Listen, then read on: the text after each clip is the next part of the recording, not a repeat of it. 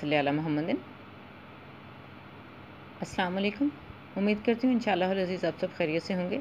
अल्हम्दुलिल्लाह मैं भी खैरियत से हूँ।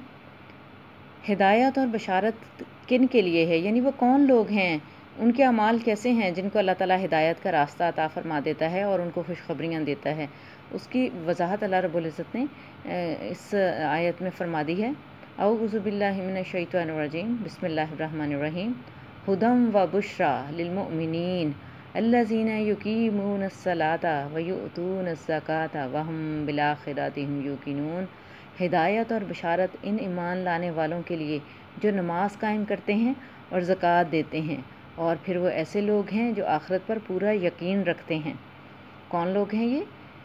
जो नमाज कायम करते हैं और ज़कात देते हैं, और फिर वो ऐसे लोग हैं जो आखिरत पर पूरा यकीन रखते हैं। जब हमें आखिरत पर पूरा यकीन होता है कि हमने लौट कर अल्लाह के पास जाना है और अपने किए का हिसाब भी देना है, तो फिर हमारे अमाल कुछ और होते हैं।